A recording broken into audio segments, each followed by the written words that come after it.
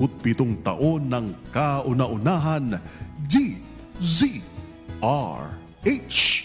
Tayo ay iisa, ikaw, kayo, tayo.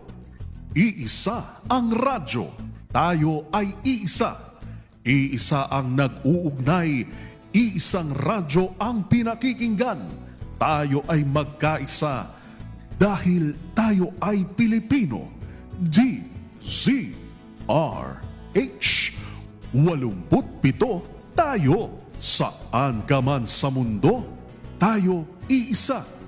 Tayo Pilipino. Serbisyong tapat sa iyo, DZRH. Tumunog na ang gandingan para sa kalikasan. Ang itinanghal bilang Best AM Radio Program Host ay si Cesar Chavez para sa special on Saturday ng DZRH.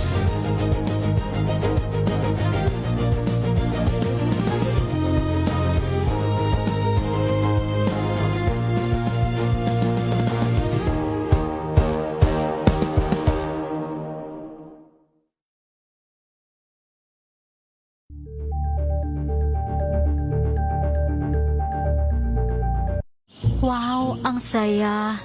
Isang barangay na labada, puro mancha pa. Goodbye, pahinga. Mommy, isang laba lang yan sa Pride Bar Blue. May powerful stain-away enzymes na malupit sa dumit mansya. At di masakit sa kamay.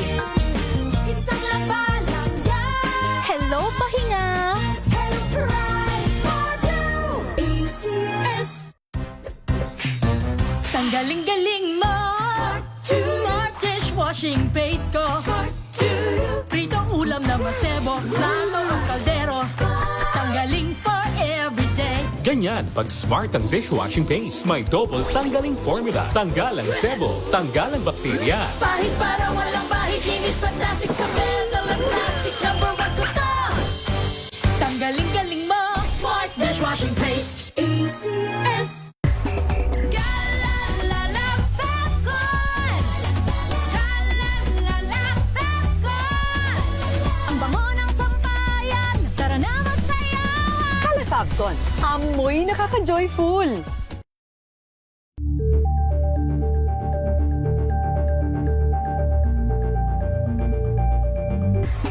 Galalala Falcon. Galalala Falcon. Ang bango ng sampayan, tara na magsayawan. Calefagcon, amoy nakaka-joyful.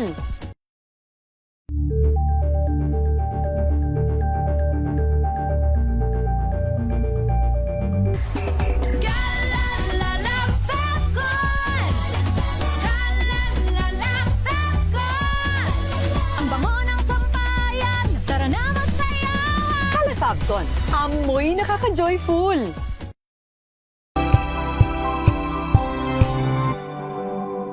Ngayong 27 taon ng kauna-unahan, DZRH. Tayo ay iisa, ikaw, kayo, tayo. Iisa ang radyo, tayo ay iisa. Iisa ang nag-uugnay, iisang radyo ang pinakikinggan. Tayo ay magkaisa dahil tayo ay Pilipino. DZRH 87 tayo. Saan ka man sa mundo, tayo iisa. Tayo Pilipino. Serbisyong tapat sa iyo, DZRH. We've got you covered. From the hottest hits, exclusive interviews, Makinig ng mga balita at maaanghang na kuro-kuro sa radyo. Sa tamang balita, tama sa bayan. Tambayan. with Raymond Danpaas at Romel Fuertes sa paghahatid ng tamang balita at talakayan sa Tambayan.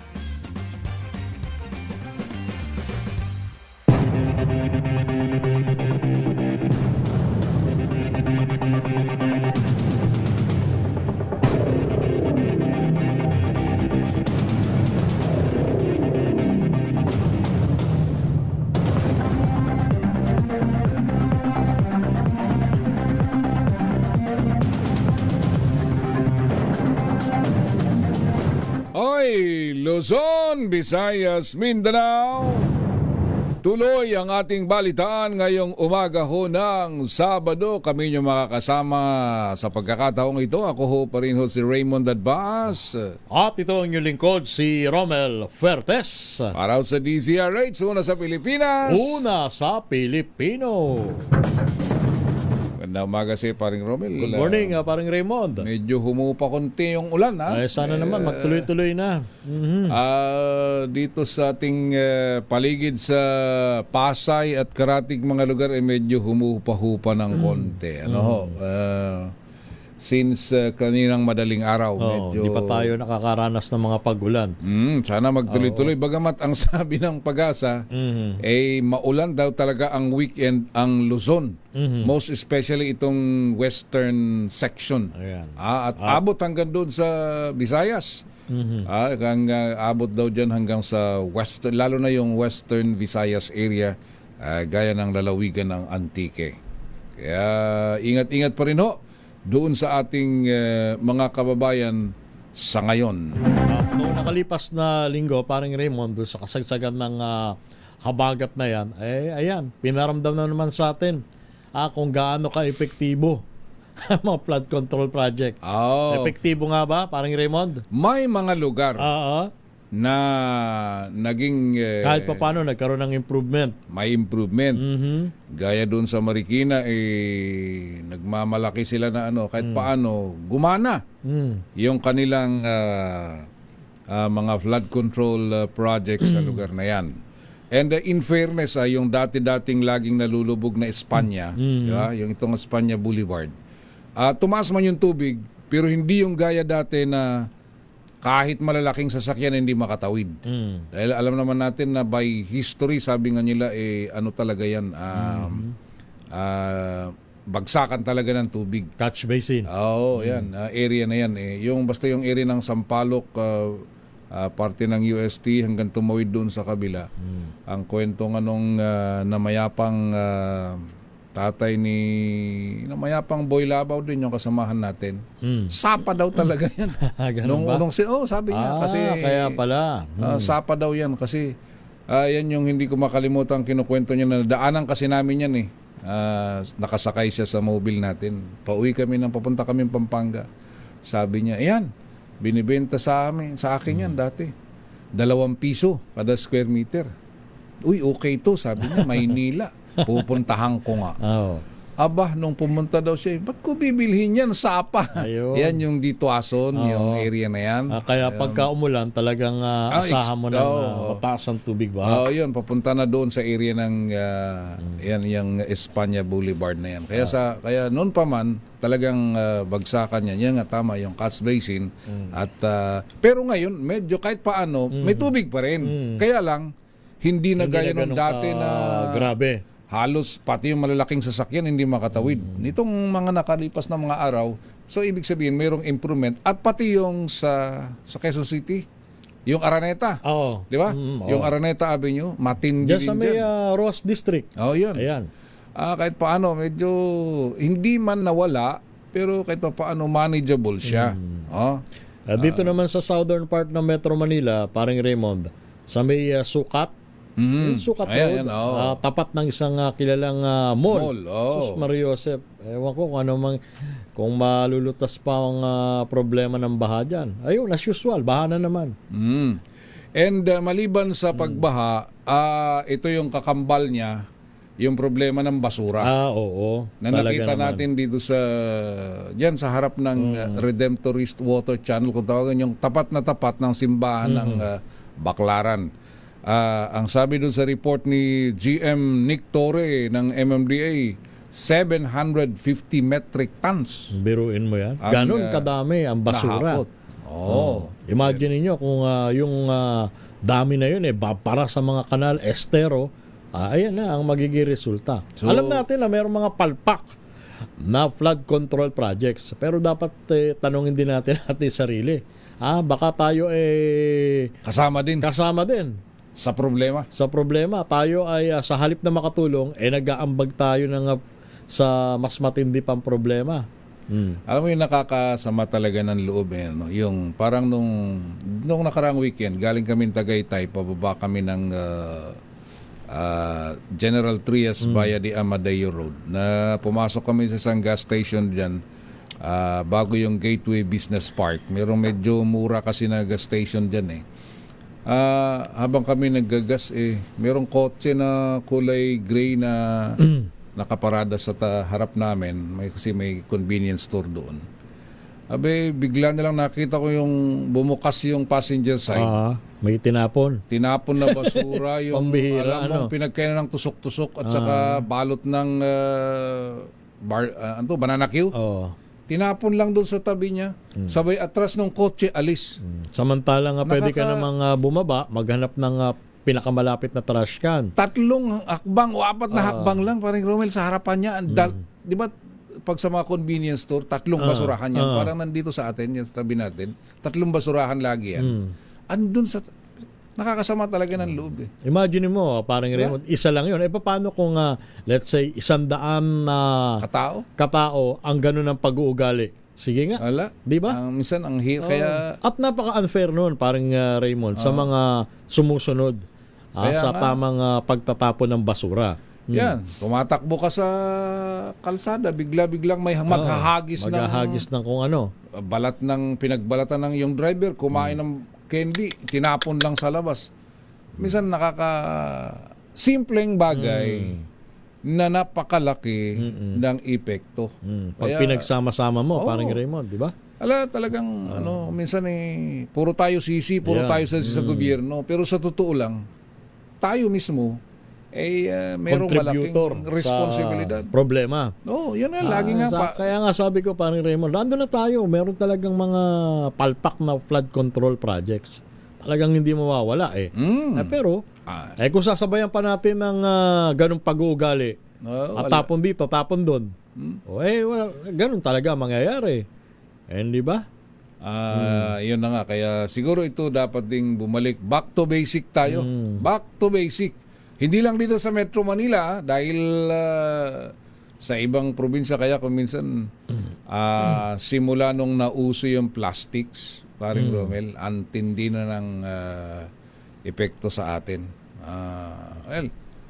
Yung iba kasi nakatulong dahil nga naging mas maalwan ang mga pagkilos natin dahil may plastic, pero tumindi naman yung epekto sa ating buhay, di ba? Kahit nga yung mga binibili natin na dati bottled, ngayon hindi na bottled, plastic ang mga pinaglalagyan. So everything is plastic. Kaya kung minsan pati tao plastic na din ang pag-uugali. Mas marami. Yan. Siguro paalala lang natin paalala lang ho namin 'yon sa ating lahat. Huwag tayong turo ng turo na may responsibilidad ang mga otoridad natin, may responsibilidad ng gobyerno. Pero hindi 100% na sila lang. Gawin din natin yung role natin. Hindi dapat lahat iasa natin sa LGU, sa MMDA, DPWH, sa barangay, hindi ba? Sa atin din. Kung minsan makikita mo kahit paring Romel sa mga kapitbahayan lang Naku po. Talagang makikita mo yung hindi talaga nawawala yung mga pag-uugaling yun ang laging pinapaalala ko doon lang sa... Alam mo, yun, nabanggit mo. Meron pang kagaspangan ng ugali yung iba nating kababayan sorry, pero talagang nangyayari. Yung pagkaganyang bumaha, sinasamantala Yung mga basura na dapat matagal nang itinapon, ay doon pinapaanod nila sa baha. ay isasabay nila. Isasabay nila. Nako, pambihira. Oo. Akala nila Oo. nakakagaan sa kanila pero wala. Grabe. Tama yung sabi mo, paring Raymond eh. Back to basic tayo. Unahin natin yung disiplina siguro. Oo, kasi there was a time na nagkaroon ng campaign na lahat ng estero sa Metro Manila linisin. For a while, medyo naging effective naman. Pero mukhang yung iba bumalik sa dati. Kasi nga, wala eh. Kahit nga, hindi naman pwede nga na yung nakita natin na yung anong tawag nila doon sa humahakot ng basura na makina ng MMDA. Eh, ilan lang yun. Ilan lang yun. At saka, unang-una, ba't kailangan pa ng ganun? Eh, kung po pwede namang i-safety mo na yung basura mo. Di ba? At saka hindi ba natin napapansin sa tuwing malakas ang ulan at humuhupa? Baha, humuhupa. Doon naglulutangan yung mga basura. Yun. Kaya Eh, nga. di ba? Oo. Yung pa lang dapat alam na natin kung ano ang mensahe di ba? Kaya nga, ito sa pagkakataong ito, paalala ho sa lahat ng ating mga kababayan na ang problema sa baha, meron tayong katungkulan. 17 minuto na makalipas ang alas 5 ng umaga. Ito naman, hanggang ngayon, pinag-uusapan pa yung mga nangyari sa impeachment trial. Pero ewan ko, kung totoo yung nararamdaman ng iba na parang marami na sa atin ng Oo nga, parang nawawalan ng interest. Parang nagsasawa. Nagsasawa na. Siguro, pero nung biglang may mga pangyayari na naging controversial. Biglang ang daming mga eksperto na naman na naglutangan. Yung bang binabanggit mo yung sagutan ni na Attorney Ferrer at Attorney Lorna Kapunan? Kaya pati si Attorney Ligutan napag-iinitan. Dahil nag-post siya sa kanyang Facebook account. Binalikan ko nga din pero sabi ko parang kaya nagpaliwanag naman siya, di ba? Sabi niya na wala naman siyang pinatutungkulan. Binanggit lang daw niya yung rules of court na ang mga misleading questions ay hindi pinapayagan kahit sa cross o sa korte, kahit sa cross-examination. Na nung panahon na yon, ang sabi ni Attorney Ferrer, sagot niya kay Attorney Kapunan, Lorna Kapunan, pwede. It is allowed. Hindi ko lang alam kung in fairness baka din naman kay lang yun parang burst of emotion. At saka baka hindi rin kung minsan bigyan na din natin with the benefit of the doubt si Attorney Christine Ferrer.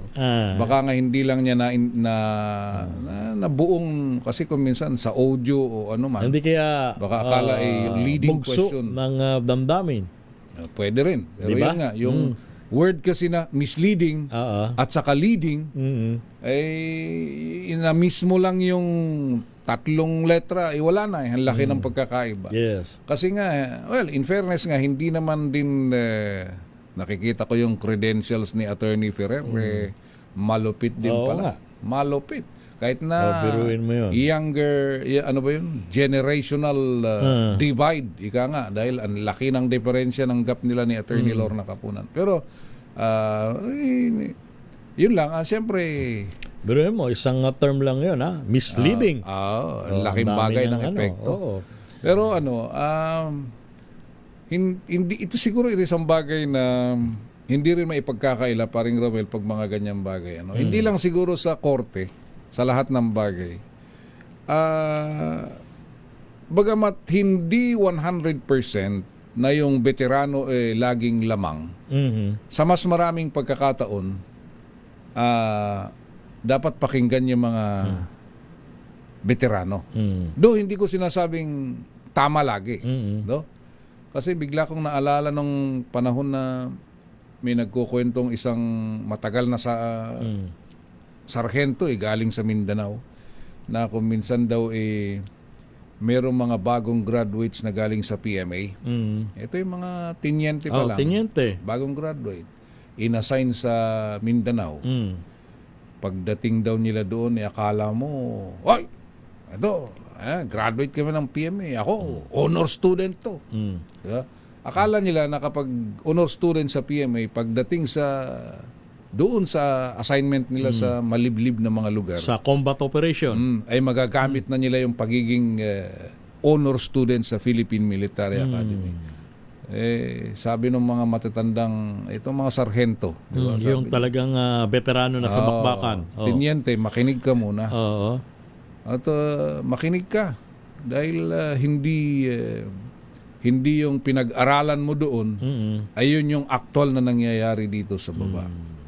Ayun. Kung minsan merong mga naglalaylo, nakikinig din kasi siyempre si sarhento, ilang gera na ang dinaanan nito, nag-survive si tiniente, kung minsan nagmatigas.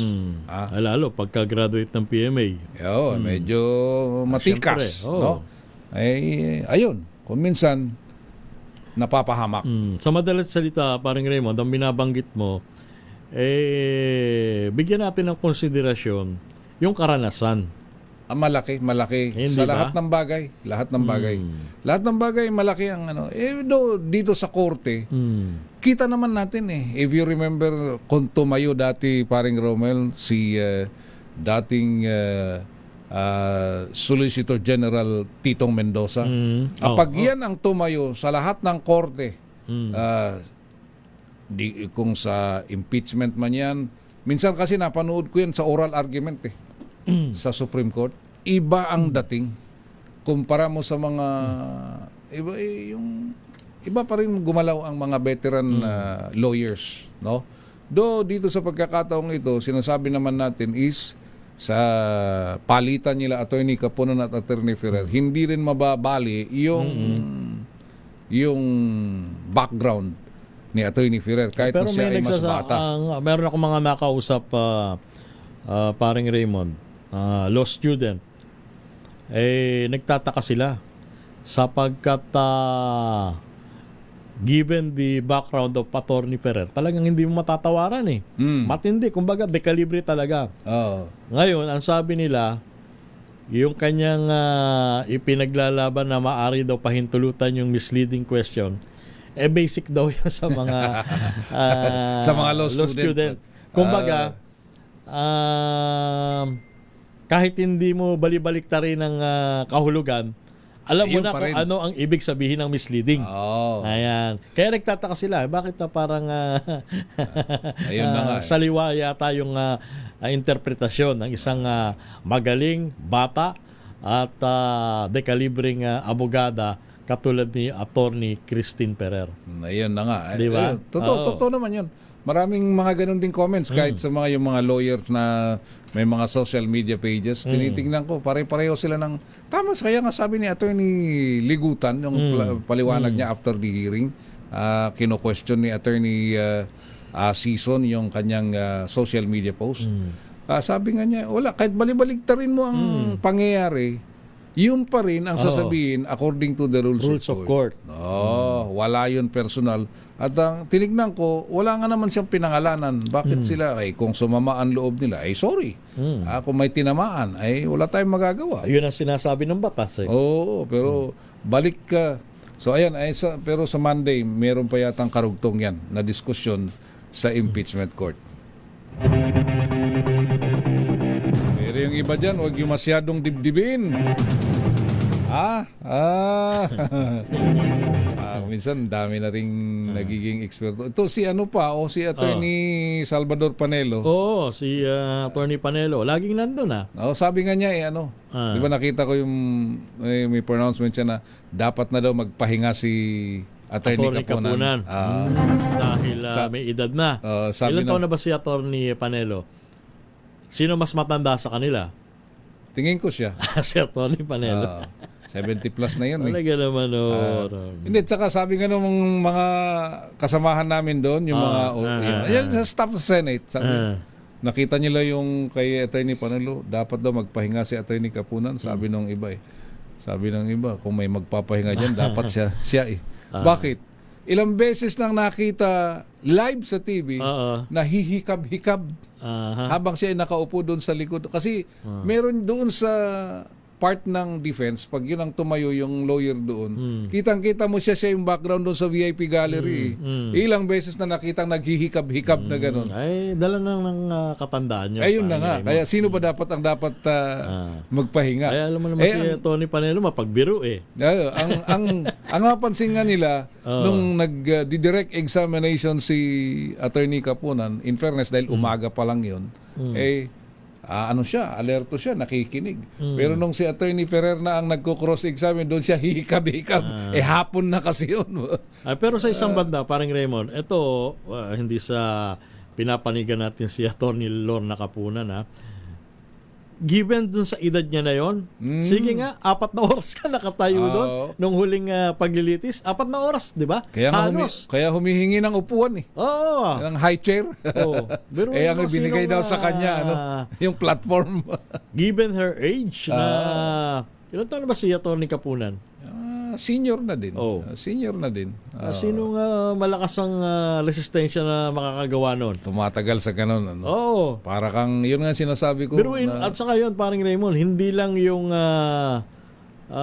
katawang physical mo ang pagod dun. Pati isip mo. Saka yung nagko-cross-examine, binabantayan mo yun. Yes. Di ba? Pero dire-diretso yun. Nagsimula ng alas 10, natapos ng alas 4. Sige nga. In the meantime, sa oras natin na 5:27 ng umaga, may mga nagtatanong dito, kumusta na kayang ating lagay ng panahon? DZRH Weather Bulletin. Mula sa Pag-asa DOST, si Miss Leanne Loreto. Miss Leanne, magandang umaga. Good morning, Miss Leanne. Good morning po, Sir Raymond and Sir Romel at sa lahat ng ating mga taga-subaybay. Tuloy-tuloy pa rin po yung epekto ng habagat dito sa Luzon at sa kanlurang bahagi ng Visayas.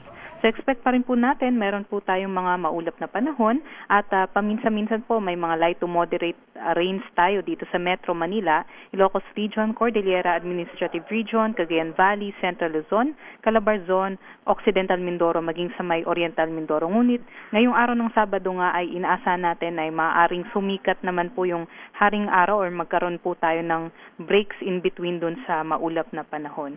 Ngunit asahan pa rin po natin, meron din pong paminsan-minsan na mga heavy rains. Other parts naman po ng ating bansa ay makakaranas ng generally mainit at malinsangang panahon, although may chance din po ng thunderstorms, especially po pagdating ng hapon hanggang sa gabi. Sa ngayon, meron din po tayong LPA sa labas ng ating area of responsibility, ngunit inaasahan po natin within the next few hours ay posible nga pong papalayo na po ito ng ating bansa at maaaring malusaw na lamang. Ngunit in the next few days po ay may napo-forecast po tayo or napoproject na posibleng panibagong LPA na magpalakas muli ng ating habagat sa susunod na linggo.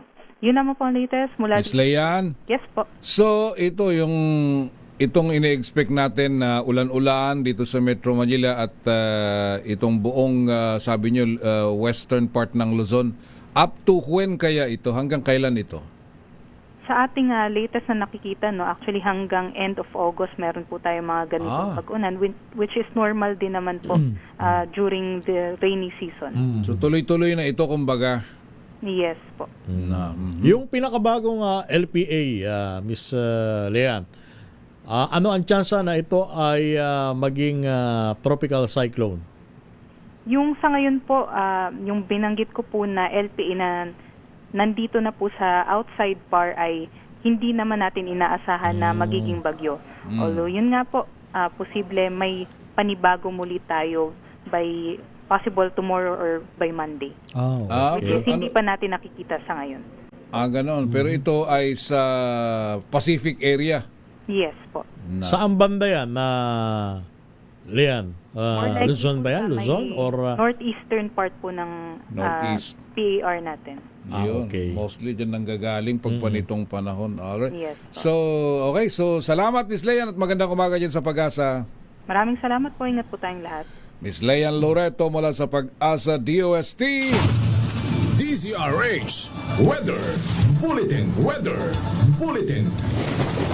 Nagatid sa ating oras na, Pilipinas, 5:30 na ng umaga. standby! Balita at talakayan sa Tambayan. Standby! Ruel Saldico, standby!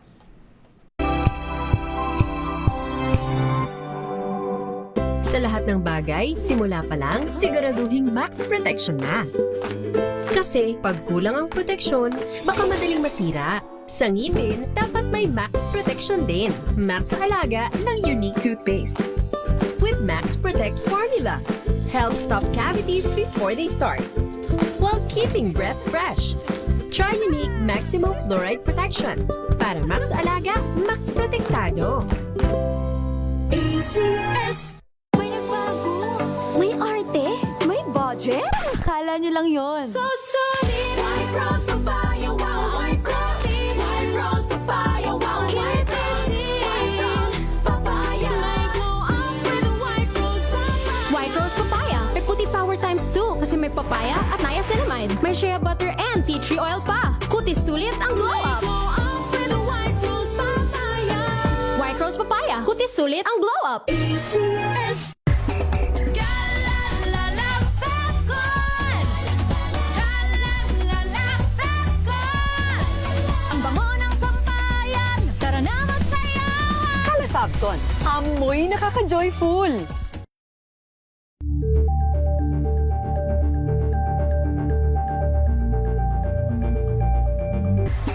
Galalala Falcon. Galalala Falcon. Ang bango ng sampayan. Tara na magsayawan. Calefacton, amoy nakaka-joyful.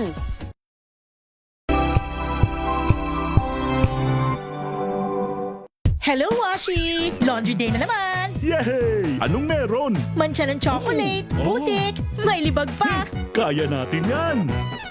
With Pride Washing Machine Detergent, may triple stain-away formula. Tanggal ang makapit, madikit, at malupit na dumit mancha.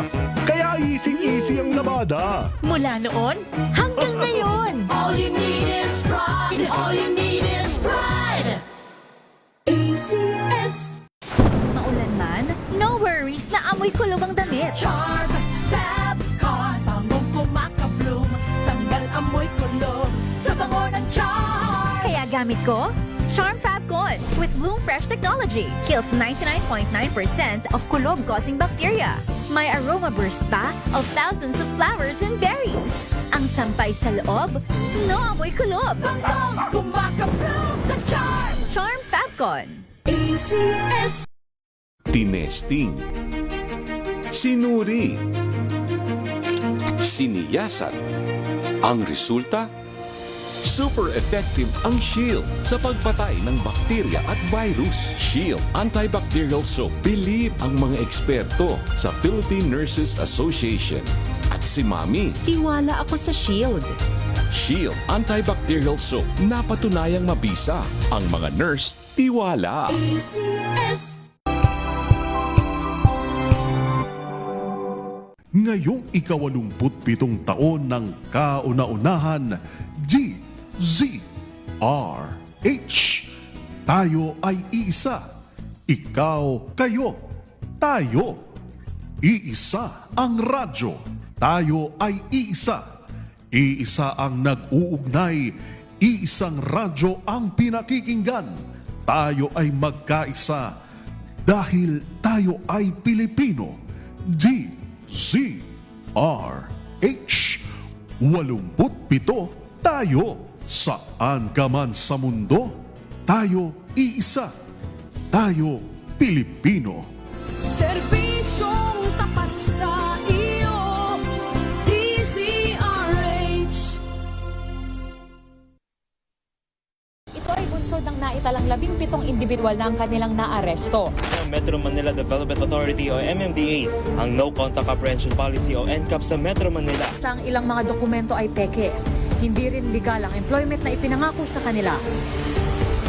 Sa mata ng batas, mananagot ang sangkot at may sala. Dahil sa bawat paglabag, may karampatang parusa. Alamin ang mga pananagutan sa likod ng mga bawal. Dito sa Hoy! Bawal Yan! Tuwing Sabado, alas 11:30 ng umaga. Dito lang sa DZRH TV. Visayas at Mindanao at maging sa ibang bansa. Luzon, Visayas, Mindanao. Una sa Pilipinas. Una sa Pilipino.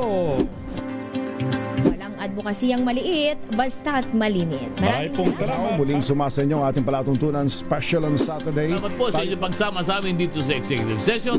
Mabuhay ang Isang oras na talakayan ng mga usaping may kinalaman sa ating akto. Idulog nyo na yan dito sa Hoy. Bawal yan. Ang latest happenings at trending sa mundo ng entertainment and lifestyle, their favorite stars. Mga kwentong maghahatid ng inspirasyon at aral sa mundo ng Tumunog na ang gandingan para sa kalikasan. Ang nagkamit ng parangal bilang Best News Anchor ay walang iba kundi si Angelo Palmones ng Magandang Umaga Pilipinas, DZRH Radio 666 kHz.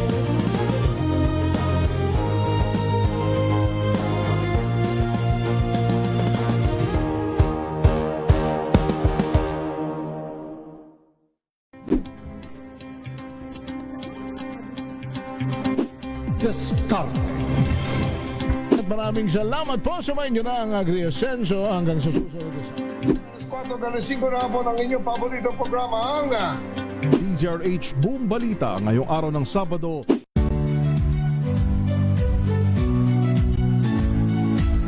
Magandang araw mga kaibigan. Ito po ang inyong balerina ng bayan, si Lisa Makuhay Lizalde, na nag-aanyaya sa inyong samahan kami at ang aming mga espesyal na panauhin para sa kalahating oras ng masayang kwentuhan sa aming programang Art to Art, kung saan ang usapang sining at kultura ay para sa lahat. Huwag kaliligtaan, tuwing linggo, 3:30 ng hapon, dito lamang sa DZRH Radio, DZRH TV, at via online streaming. gabi sa lahat ng mga nanonood at nakikinig sa atin. Thank God it's Good evening, Metro at Mega Manila. Magandang gabi Pilipinas, Metro and Mega Manila. Pilipinas Extension sa DZRH at RHTV. Sa Pilipinas, 5:37 ng umaga. Tamang balita at talakayan sa Tambayan. Labas tayo ng Metro Manila. Mga consumer kinustyon ng mahinang serbisyo ng Casoreco 3. Ito yung electric cooperative. Sa Camarines Sur yata yan. At nanawagan ng public consultation bago ang franchise renewal nito. Dapat nga munang sumailalim sa konsultasyon, lalo na kung masama at palpak ang serbisyo. Di ba ang Camarines Sur, kapitbahay niya ang Albay? Kila Elaine, di ba? Sama rin ang serbisyo ng kuryente doon. Reklamo ni Elaine sa bayan ng Juvillar. Yung Albay Electric Cooperative din. Di ba? Magkatabi yan Baka naman alamin natin. Ang kuryente daw doon ayon yung Aleco, Albay Electric Cooperative. Tama. Yung pagka diyan ka raw kila Ara sa inyo din ba yan, Ara? Pagka doon ka raw nakapira doon sa nasasakupan ng kooperatiba na yun, para ka raw laging may Christmas light sa loob ng bahay. Patay sindi. Sige, alamin natin kay Roel Saldico. Parang binabraso yata sa Kongreso na ma-renew ang prangkisa nitong Casoreco 3 sa kabila ng masamang serbisyo. Roel Saldico sa detalye. Roel! Hindi mapigilan na ilabas ng mga consumers sa Rinconada area ang kanilang pagdiskamaya sa serbisyo ng Camarines Sur Electric Cooperative o Casoreco 3. Kabilang sa kanilang mga reklamo ang umano'y paulit-ulit at hindi nasang brownout na sinasabing nakapekto hindi lamang sa kanilang pang-araw-araw na gawain kundi maging sa kanilang mga negosyo at kabuhayan. Well, very bad experience so far bilang businessman. Kasi po, like sometimes ang namin is kailangan talaga ng business namin is power. So pagka minsan habang nasa process kami ng transaction, mawawalan ng ilaw.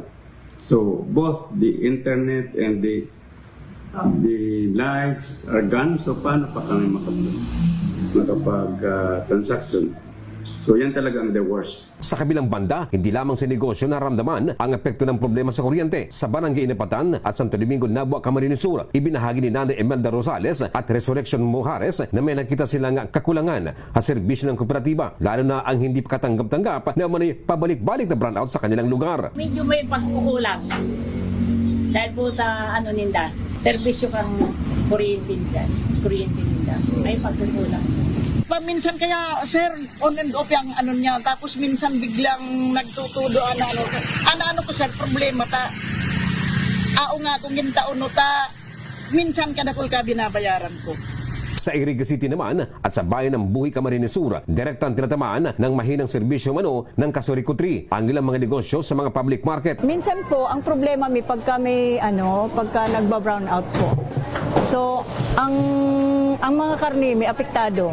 Lulugi po ang negosyo Saka, ang kunyan siyempre pagka mapagiling sa muya, anday maandar ang gilingan Kaya po yan, nagbabawas ang income Dating sa kuryente, naapektuhan kami.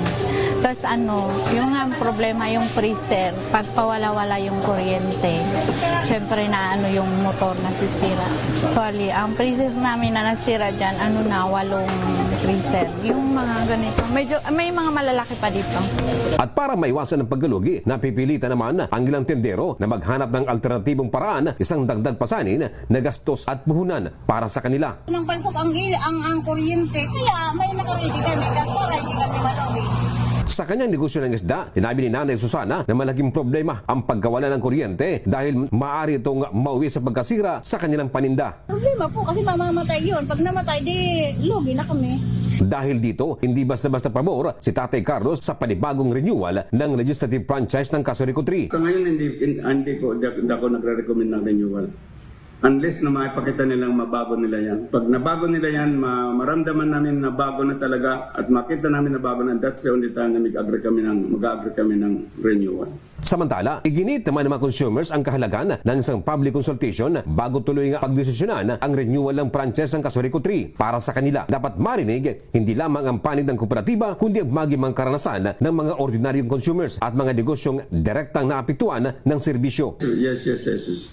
It's a very good idea and talagang yun ang gusto namin para makita ang konsensus ng lahat ng tao dito para talaga hindi lang isa, hindi lang itong mga business sector, pati ang mga ordinary customers na affected man sa mga ganun. Ay, iyo po. Tangarik po, araman po ninda kung ano po ang samuyang problema. Kung ano po ang dapat na solusyon na dapat na ma-suggest naman po sa India. Matandaan na si Congressman Nelson Ligacion ng 3rd District ng Camarines Sur ang siyang nanguna sa pagsulong sa House Bill 4478 upang kapatupad sa pag-renew ng karagdagang 25 years ng Kasurikutri. We hope to achieve the exact same favorable outcome for Kasurikutri today as well. For these reasons, together with Representative Harley Fuentebella, Representative Laila de Lima, and Representative Presley De Jesus and Sergio Daruo, I humbly urge my esteemed colleagues in this committee to support the swift approval of House Bill 4478. Ngunit sa panig naman ng Kongreso, matapos ang pagpupulong noong nakaraang linggo, minabuti ni House Committee on Legislative Franchise Chairperson Representative Jeffrey Ferrer na wag munang aprubahan ang bill kasabay naman ng pagbibigay palala patungkol dito. So, i-clear lang natin yan na hindi kami basta-basta to approve in any franchise, to grant franchise na hindi namin malaman na maganda yung performance nila, yung services nila sa taong bayan.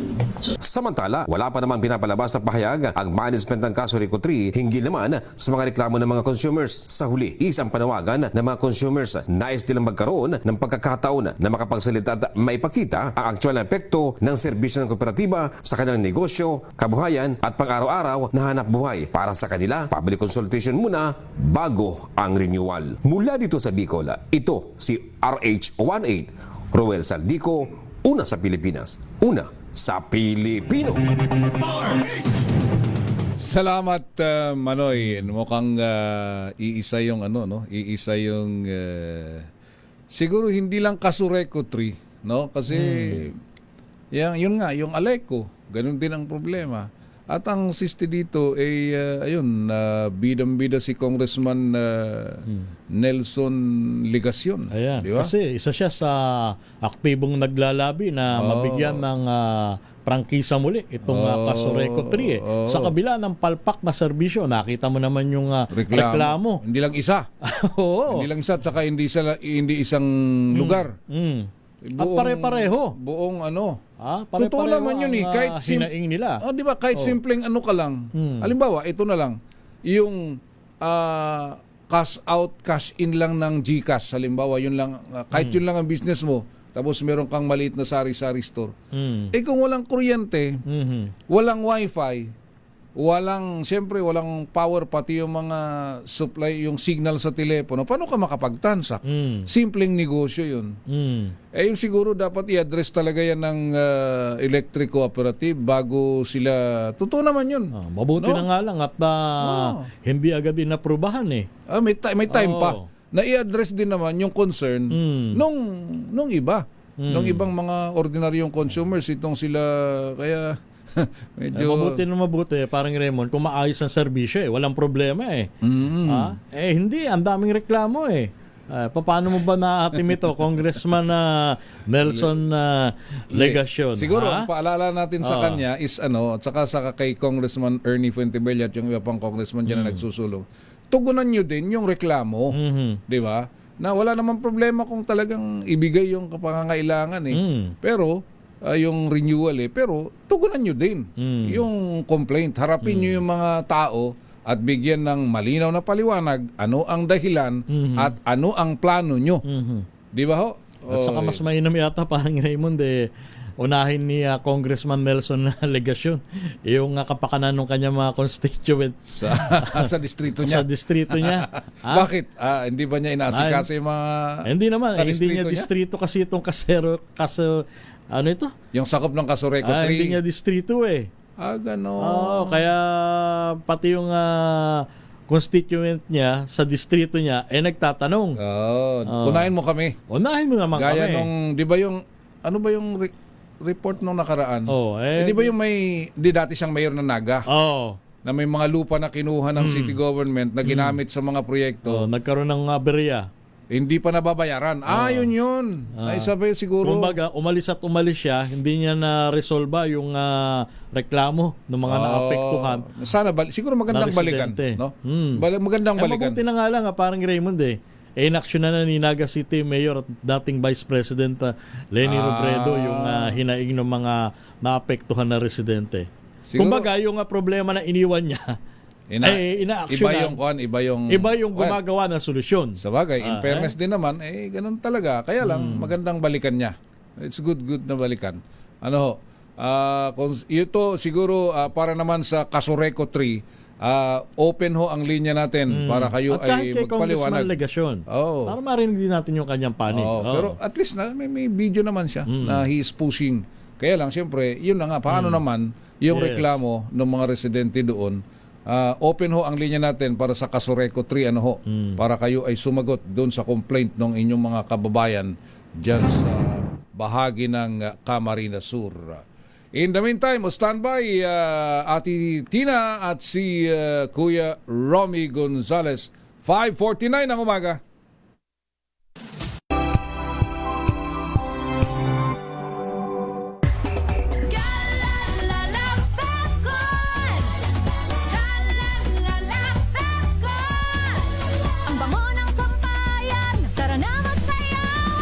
Fabcon, amoy nakaka-joyful.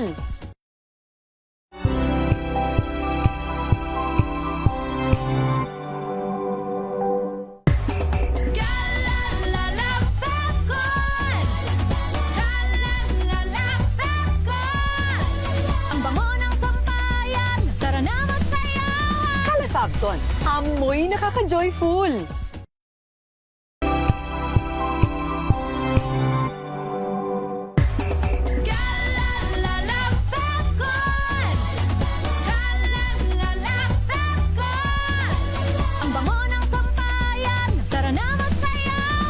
Fabcon, amoy nakaka-joyful.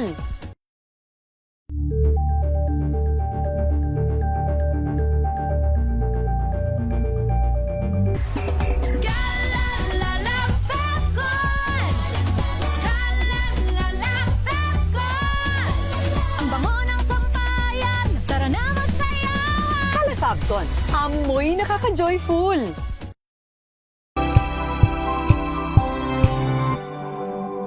Sa pagbabalik tanaw sa 87 taong legasiya ng DZRH, napagtagumpayan na ng kauna-unahang himpilan ng radyo sa Pilipinas ang iba't ibang pagsubok, kabilang na ang bangungot noong panahon ng ikalawang digmaang pandaigdig. Impormasyong naihatid ng himpilang KZRH ang siyang naging kaagapay ng mga Pilipino at nakasama hanggang sa nakamit ang kalayaan. At nang muling mapas sa kamay ng mga Pilipino ang kasarinlan, nagbukas din ang panibagong lugdo para sa himpilan. Mula sa KZRH na kalaunay naging DZRH, ang mga balita at impormasyon ang nagsilbing gabay ng mga Pilipino. Naging hudyat ito ng panibagong simula at patuloy na paglago, kasabay ng pagsilang ng mga programang nag-iwan ng bakas sa kasaysayan at sa puso ng bawat Pilipino. Sa pool, Sabado. Gabi ng misteryo ngayon pong Sabado, ano po?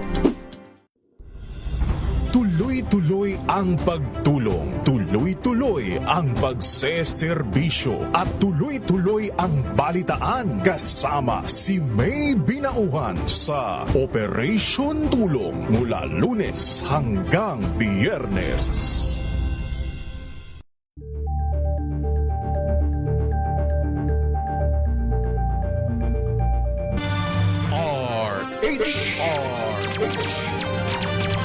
Oy, balik tayo sa ating balitaan. May 8 minuto pa bago mag-alas 6 ng umaga. Tamang balita at talakayan sa Tambayan. Mayroon hong 3 nawawalang South Korean divers na iligtas ng Philippine Coast Guard dyan sa Batangas. Si RH9, Tina Nolasco. Tina? Raymond, matagumpay na na-rescue ng Philippine Coast Guard o PCG ang 3 South Korean diver matapos silang mawala at mahanap sa karagatang sakop ng Isla Verde, Batangas. Sa ulat ng Coast Guard, nag-dive ang 3 dayuhan sa kilalang Canyon Reef sa barangay Sinandiga na Puerto Galera. Subalit hindi nakalutang ang mga ito sa inaasahang oras.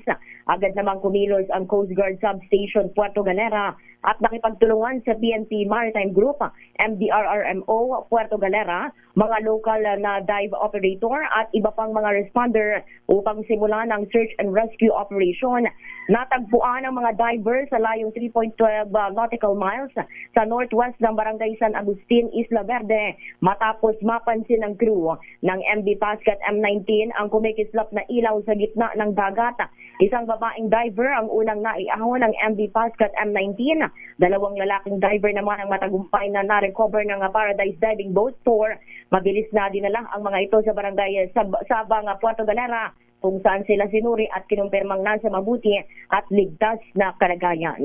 Ito si RH9 Tina Nolasco para sa DZRH, una sa Pilipinas, una sa Pilipino. Samantala, deklarasyon ng State of Calamity sa lalawigan ng Benguet inirekomenda. RH number 41, Romy Gonzalez sa detalye. Lakay Romy. Ng Benguet Provincial Disaster Risk Reduction and Management Council ang pagdedeklara ng State of Calamity sa buong lalawigan dahil sa dakilang pinsarang dulot na magkasalunod na bagyo at habagat. Ayon kay Governor Melchior Diclas, 5 ang iniulat na nasawi sa lalawigan na pawang biktima ng landslide. Apektado rin ang mga pananim, kalsada at iba pang infrastruktura, subalit nag-aantabay pa ang lalawigan ng kumpletong datos ng pinsala, lalo na sa agrikultura. Dahil sa pagkakasara ng mga probinsya at national roads, meron pang mga lugar na pansamantalang na-isolate. Sinabi ni Diclas na 5 provincial roads ang kailangang ayusin, partikular ang kalsada sa Tabaan Sur, Lomon, Bangko, Kilometer 24 at Kibungan. Problema naman, ang bahagi ng Kilometer 24 sa Kaliking Atok na iisang lane lamang ang pwedeng madaanan. Tatanggalin pa ng DPWA sa mga nakahambalang na slide sa Bangko Tublay kung kahit pansamantalang dumadaan ng mga motorista sa Tuyok Bahayan Road na alternatibong rota. Sinabi ni Governor Diclas na mga kailangan ng malaking pondo para may saayos ang mga kalsada at iba pang pasilidad na sinira na matinding ulan at landslide. Nasa pasya ng Sangguniang Panlalawigan ang pagdedeklara ng State of Calamity sa lalawigan ng Benguet. Ito si RH41, Romy Gonzalez para sa DCRH. Una sa Pilipinas, una sa Pilipino. Salamat, Romy. Yun daw palang General Manager paring Romel na si Ginoong Wilfredo Buxit. Wilfredo Buxit. Ng Buxit, mga taga-Laon yun ito At ng Casoreco 3. Yung minalita ni Manoy Ruel. Manoy Ruel. Ay palpak na serbisyo. Siya rin din pala sa Aleco. Aba, talaga nga naman Kaya pala ang common denominator. Sablay. Sablay. Ginoong Buxit, sir. Good morning ho. At kung gusto nyong magpaliwanag naman ay open ang ating linya. Kinumpirma ni Pangulong Ferdinand Marcos Jr. na umuusad ng pag-uusap ng Pilipinas at China para sa posibleng joint oil and gas exploration sa pinagtatalo ng South China Sea. Ayon kay Pangulong Marcos, muling nabigyan pansin ang usapin dahil sa naranasang energy crisis at pangailangan ng humanap ng ibang mapagkukunan ng petroleum products. Sabi ng Pangulo, unti-unti nang tinatalakay ng dalawang panig ang mga isyu kabilang maging terms of reference at mga kondisyon ng posibleng joint exploration. Kinumpirma ng Malacanang ang pagkakasibak sa pwesto ng dalawang senior officials ng Department of Information and Communications Technology o DICT. Ginawa ni Palace Press Officer Claire Castro ang kumpirmasyon sa pamamagitan ng isang text message. Gayunpaman, hindi nito pinangalanan ang mga nasabing opisyal at tumanggi ring magbigay ng detalye tungkol sa dahilan ng kanilang pagkakatanggal sa trabaho. Una rito, lumutang ang mga ulat na sinibak na sa pwesto sina DICT Undersecretary Cristina Faye Combes Besagun at Assistant Secretary June Vincent Manuel Guban. Samantala, wala pa namang inaanunsyo ang palasyo kung sino ang mga pansamantalang papalit sa dalawang nabanggit na opisyal. Sinalakay ng mga otoridad ang Davao Mighty Steel Corporation sa Davao City na nabisto sa umano'y paggawa ng substandard na bakal at illegal na paggamit ng radioactive materials. Naaresto ng mga tao ng Presidential Anti-Organized Crime Commission, NBI at AFP ang 14 na managers, technical at administrative supervisors habang 174 na mga empleyadong Pilipino ang na-rescue at 7 suspect pa ang tinutugis. Kabilang sa mga hinuli ang 10 mga Chinese incorporators. Una rito'y ipinasara ng mga otoridad ang Sanjia Steel Corporation sa Misamis Oriental at sinundan ang operation sa Qingxiang Steel sa Pampanga na pawang kinasangkutan ng mga Chinese nationals. Sabi ni PAOK-CC Executive Director Benjamin Acorda Jr., sinisilip na nila ang pattern at posibleng koneksyon ng mga nasabing operasyon. There are some personalities that may lead us, not necessarily kasama sa incorporation, but of course, we have to work on the document available. So, based on the documents, as of now, we cannot see anything, but it's still a subject for further investigation. Samantala, ipinanggi naman ni Pangulong Ferdinand Bongbong Marcos Jr. na may special arrangement sa pagitan ng Pilipinas at China na nag-aatas sa bansa na humingi muna ng permiso mula sa Beijing bago magsagawa ng mga aktibidad sa West Philippine Sea. Ito ay sa gitna ng mga pagkukwestiyon tungkol sa umano'y kasunduan ng dalawang bansa kaugnay sa rotation at resupply missions ng BRP Sierra Madre at Ayungin Shoal. Sa Ayungin Shoal, pagbibigay din ni PBBM ang pag-issue ng Notice of Movement sa tuwing mayroong resupply mission at patrols ay hindi bahagi ng anumang arrangement kundi pagsunod lamang sa standard procedures. Git ng Presidente, ang pagtalima sa procedure ay hindi nagpapahina sa anumang paraan sa sovereign rights at territorial claims ng bansa, gayon din sa 2016 arbitral ruling. At sa balitang sports, magsisimula na ngayong araw ang kampanya ni Pinay tennis star Alex Ayala sa Cincinnati Open. Unang makaharap ni Ayala sa laban na gaganapin sa Lindner Family Tennis Center sa Mason, Ohio, si Elena Gabriel Ruse ng Romania. Ito na ang ikalawang tapatan ng dalawa matapos ang unang pagharap nila noong 2024 US Open kung saan nilampaso ni Rusi si Yala sa 3 sets ng laro. Nabatid na hindi nakapaglaro si Yala sa Cincinnati Open noong nakaraang taon. Makarang umatras siya dahil sa tinamong injury sa balikat. Pinagpapaliwanag sa balitang showbiz, pinagpapaliwanag ng Land Transportation Office ang actor-businessman na si Derek Ramsey dahil sa manipeking plaka ng kanyang sasakyan na Porsche Supercar. Ayon kay LTO Chief Marcus Lacanilaw, lumabas sa verification check na ang plakang nakakabit sa naturang luxury vehicle ay hindi tugma sa registered plate number. Kaugnay nito, inatasa ng LTO si Ramsey at ang driver na sasakyan na sitayin nito ng mga otoridad na magtungo sa tanggapan ng LTO para magsumite ng paliwanag tungkol sa fake car plate at kung bakit hindi dapat suspindihin o bawiin ang kanyang lisensya. Hirap nun, ha? Porsche ang sasakyan mo pero hindi tugma sa plaka. May ano yan, may kaso yan. Yan ho ang kabuuan ng ating balitaan ngayong umaga ho ng Sabado.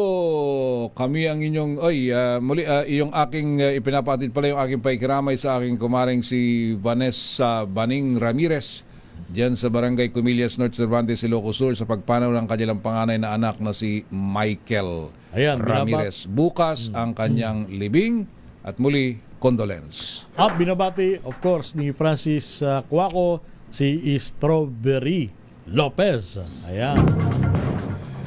Ay, kabuuan ng ating balitaan ngayong Sabado. Kami inyo nakasama si Raymond Dadpaas. At ito ang inyong lingkod, si Romel Fertes. Araw sa DCRH, una sa Pilipinas. Una sa Pilipino. Standby kila Kuya Bong Ariola ng PCSO at si Tina Nolasco susunod sa advokasya. Oy, 2 minuto na makalipas ang alas 6 ng umaga. Tamang balita at talakayan sa Tambayan.